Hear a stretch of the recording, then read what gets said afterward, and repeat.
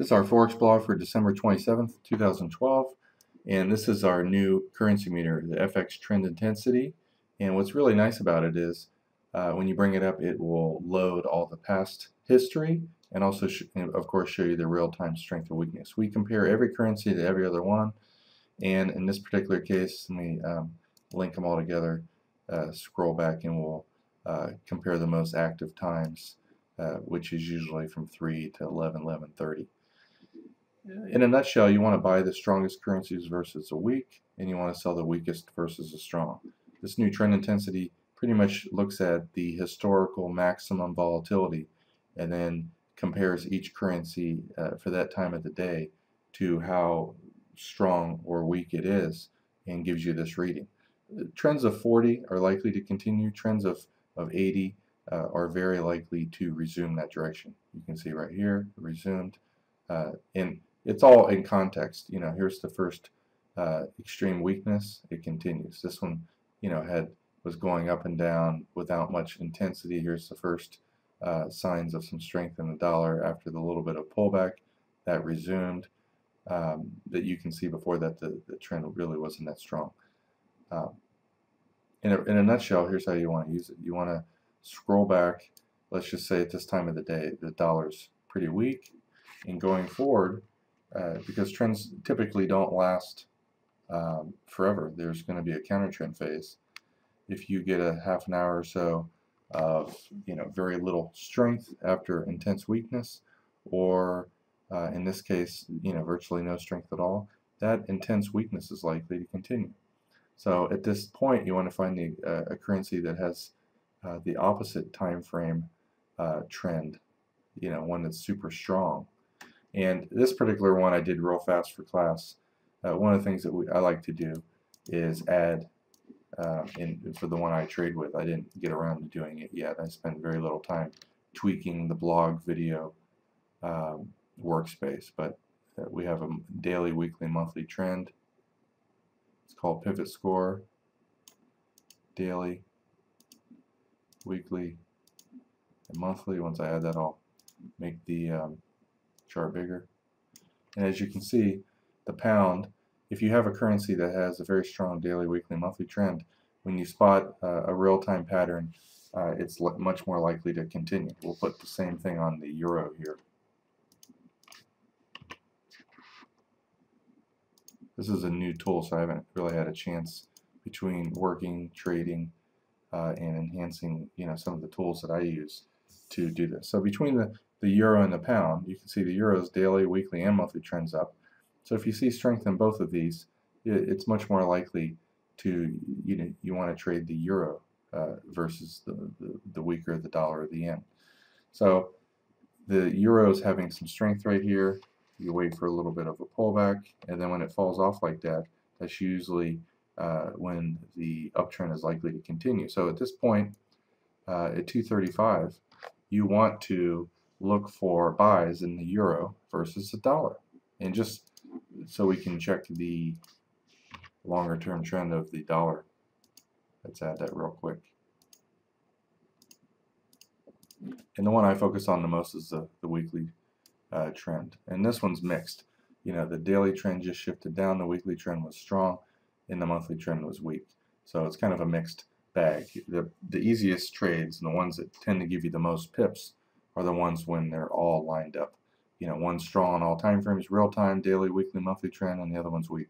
But that doesn't happen every day. So maybe 1 or 2 days a week you have really easy trading where you really can do no wrong, and the rest of the time you gotta fight for your pips. That's just the way it is. So once this goes to green, or starts to fall off like this, you can look for and anticipate a resumption of the uptrend in the euro dollar. So let's bring up a euro dollar chart, and one of the things that I've been experimenting with is using 3 pips per bar range charts. And the reason for that is your risk is 3 or 4 pips. And so you can have a loss, you can have a loss, you can have a loss, and you lose 12 pips with 3 losses. It's almost unheard of in Forex to have 4 or 5 pip losses. And I'll bring up a range chart. This is how I've been trading recently, and I just love it because I don't mind taking a small hit, small hit, small hit, and then having a big win. And usually I don't have more than 2 or 3 losses in a row, and I can increase my lot size to also make more on the one winner. And because it's a bigger position, obviously it gets back all the losses and leaves me some money. And that's the whole key to trading. So here's the euro dollar chart at that time, and you can see that the euro is going up against many of the other currencies, or it wouldn't show a 40 rating. I would prefer it to be an 80 rating, but it is what it is. All the time frames are up, so that's good. And typically, because this is only a 3 pips per bar chart, each one of these bars is only 3 pips, and then there's a new bar. And so that keeps my risk as low as I've ever found a way of trading to do that. And typically, you're going to get a 3 to 5 bar pullback, and then when it goes 1 bar green, you can get in.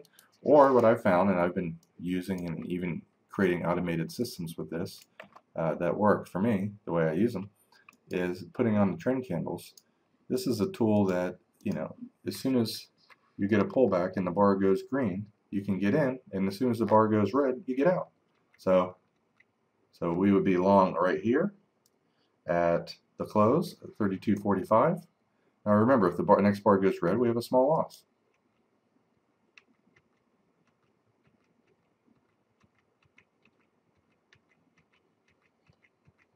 All right, we're out at 32.66. We're in at 45. We just made 21 pips. And this is the absolutely most ridiculously easy system I've ever found, and it's an absolute joy to trade. Obviously, not every trade is going to be a win, but even with a 3 pips per bar chart, this kept you in that whole move. And if you don't want to use a 3 pips per bar trend candles, you could just use chandelier stop. Now remember, this is taking the volatility of the chart and multiplying it by whatever your factor is. So if you want to keep a 6 pip trailing stop with 3 pips per bar, you would just put 2 in here. If you wanted 4.5 pips, you'd put 1.5. This is a pretty tight stop, and you could, if you wanted to wait for confirmation, when you get a green bar, wait for it to go above the trailing stop, and then you get in. But typically what I found is, as soon as these trend candles go red, the trailing stop gets hit 70–80% of the time, and you're going to give back anywhere from 1 to 5 pips sometimes. So I just prefer myself to just get in, watch it, and I'm always trading the strongest trends. Some of the trades are going to be 1 to 3 pip losses, and some of them are going to be 0 to 5 pip wins, but occasionally you're going to get a 21 pip win like this. And you can increase your odds by just simply waiting for a little bit deeper pullback, drawing your fibs on there and waiting for a green bar at the fib level, for example.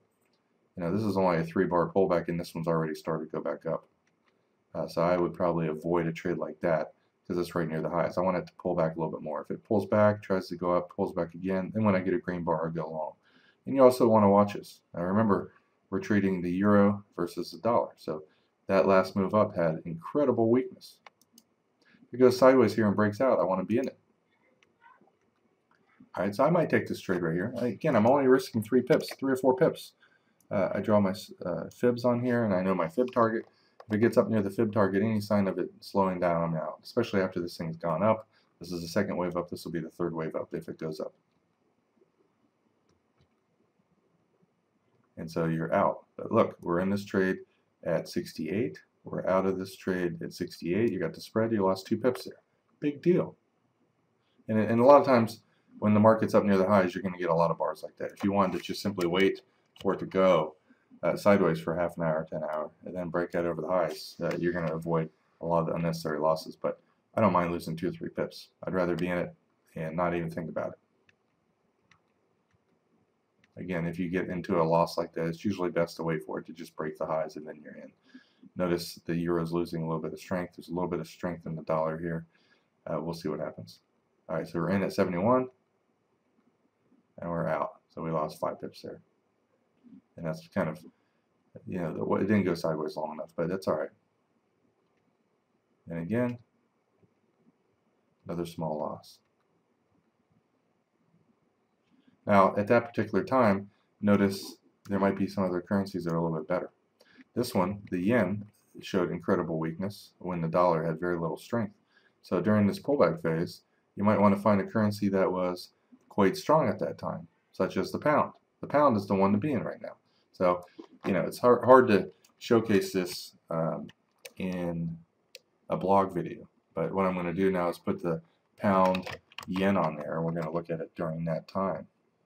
And let's scroll it back during that time here. I'm going to take this off the screen so I can scroll it. And so here is this currency at this time. You know, a lot of strength in the pound. The yen's weak. You can see an explosive move up. Again, this is more of a decent kind of pullback. So when you go into trades like this, you don't lose as much typically. And this one went green but closed at the low of the bar. You know, typically if I see something like that, you know, when I'm manually trading, I'll wait for it to go 1 pip over the bar's high just to avoid unnecessary losses. So I'll be in here at 61, and you're watching this in real time.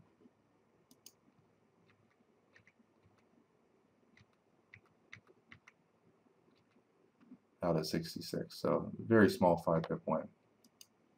You know, if you scroll this back at the time,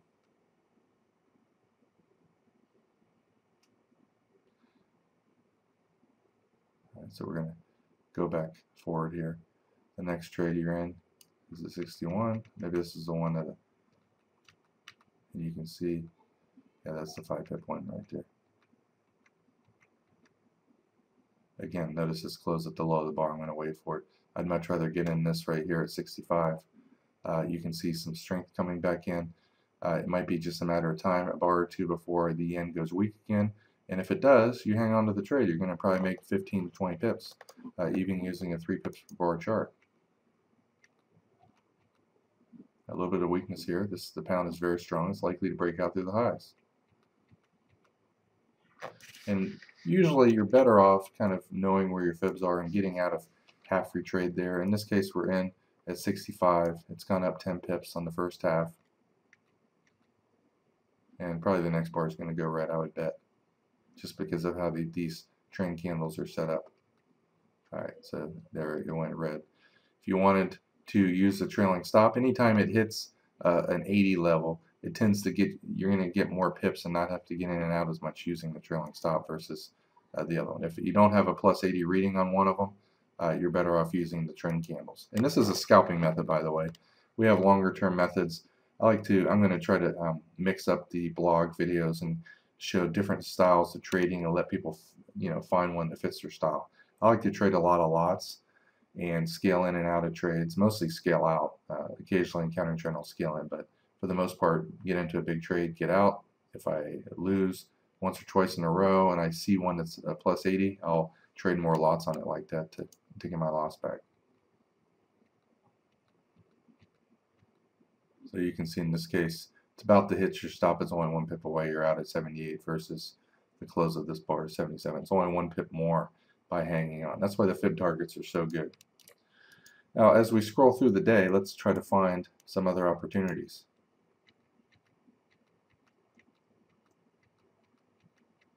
Now, once you see a currency that's strong like that, you kind of want to give it a half an hour to an hour of pullback time. And sometimes the trends end, and you know, then it starts a new trend. So now it has a lot of weakness. Went from being one of the strongest currencies to one of the weakest. And the dollar was quite strong. So of all the currencies, the pound right now has a lot of weakness. And typically you're going to get a little bit of a pullback phase in one or hopefully both of them. So you can see a little bit of weakness right here. Unfortunately, the pound stayed weak against all of them. It's when both of them have a pullback at the same time, and one shows very little weakness and the other one shows very little strength. Those are the best trades, and those are the ones that I typically bet bigger on. I don't like trades where the pound pulled back and didn't lose any of its weakness. You know, that means it's falling against many other currencies. So this one's starting to tick up again. We'll take a look at this trade right here. You're going to make less money on a trade like this, but at least you know it ahead of time. Pound, dollar, and we'll scroll back to that particular time of the day.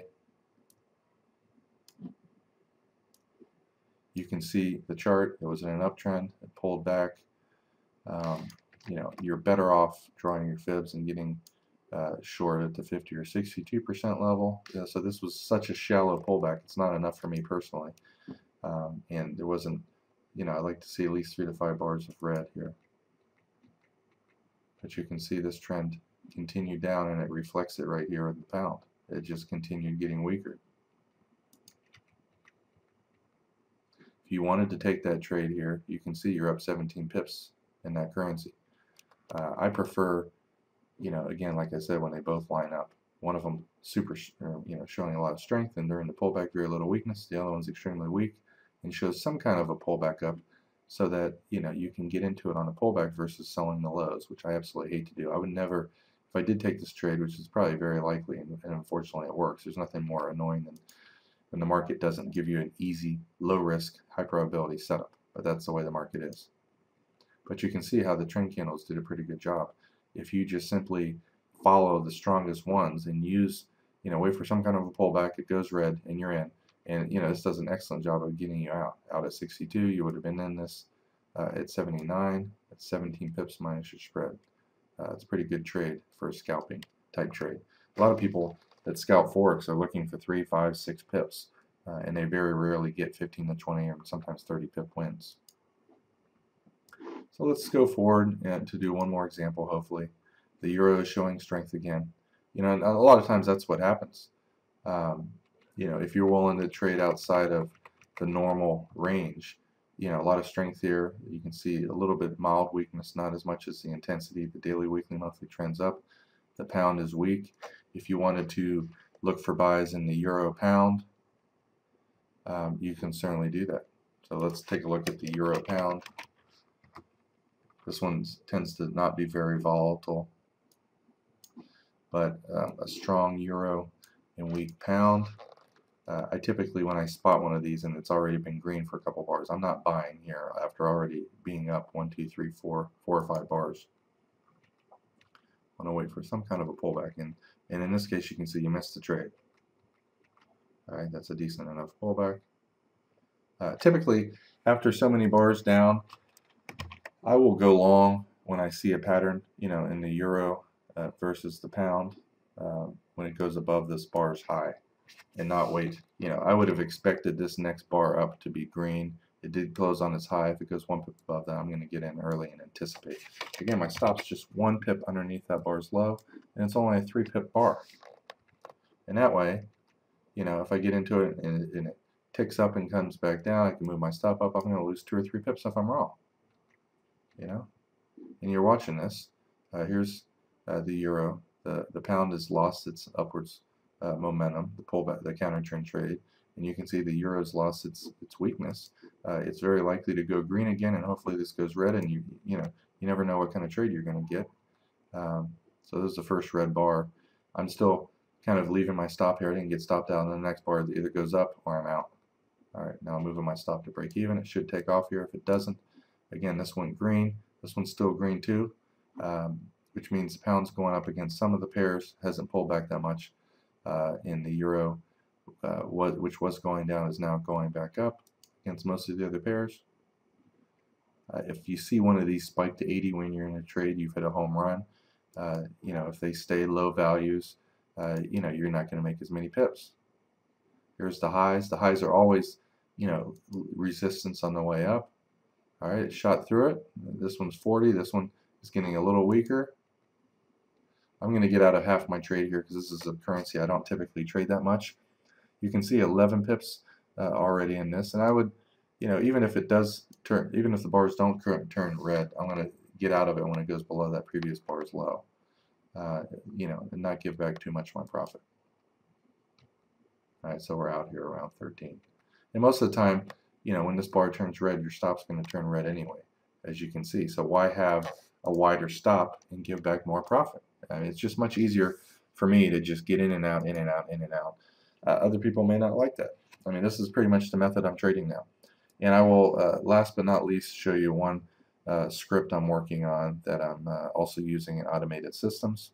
And it pretty much tells me the main pairs when they are stronger than all the rest of the main pairs. So if the euro is stronger than the pound and the dollar is weaker than the yen, and it's also red on here, it will buy euro dollar. If the yen is weaker than the dollar, it will buy euro yen. Let me show you that. Here's an example of this, and anytime that this is the weakest of all those four pairs, the euro, the pound, the dollar, and the yen, the euro has to be weaker than the pound, and either the dollar or the yen has to be stronger than the other one, and then it would take the trade. So when these red bars show up on the chart, it's extreme weakness. In fact, it's the weakest one. If you look at this chart from 10 to 10:30, let's scroll back and look at this. From 10 to 10:30, you can see the euro's just absolutely weak, and this will show up on your very fast 3 pips per bar range chart. And by letting me see that, I can kind of wait for a little bit of a pullback when I know that this was the weakest of the four main pairs, and go short right here and pick up 15-20 pips. And notice on the way up here, it never became super strong. So you have this nice little sell right here, 20 pips. This is another way that I'm scalping. And you can see on the way up, it really didn't maintain its super strength for more than a couple bars.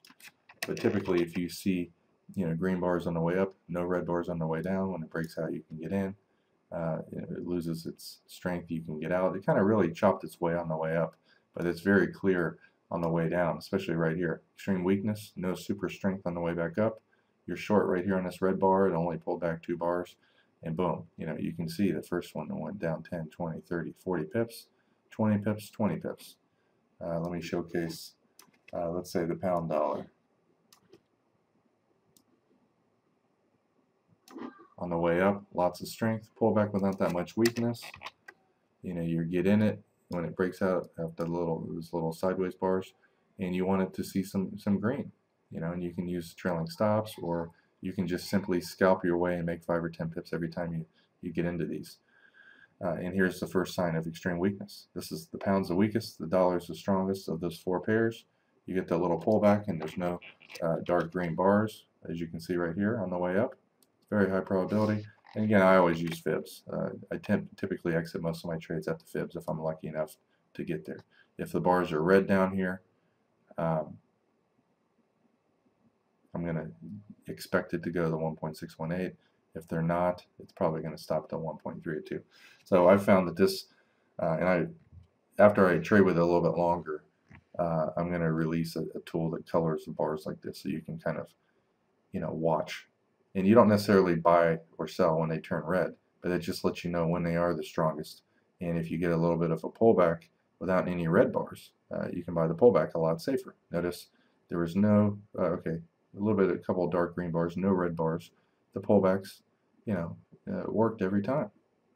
This is the first sign of red. You sell the next rally, you get short, it fell. Now right here it becomes a little bit tougher because you had some green bars on the way up. If you wanted to buy this little pullback, you probably had a loss here. Now you have some, red bars again, but it's not at a high probability place. So I would just avoid those trades.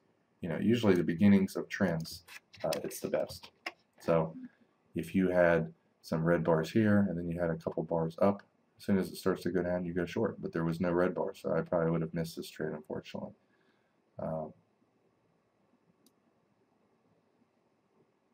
Here's some red bars again. You don't get any pullback up, but it tried to go up twice and failed, so I would, in this case, very lightly, without much size, sell the low here, very tiny positions. And again, because these bars are red, as it's coming down, it's very likely to hit the 1.618. In this case, it went a little bit below it. You're short at 10, you're out at 75. That's a 35 pip win. And that's basically how I use it.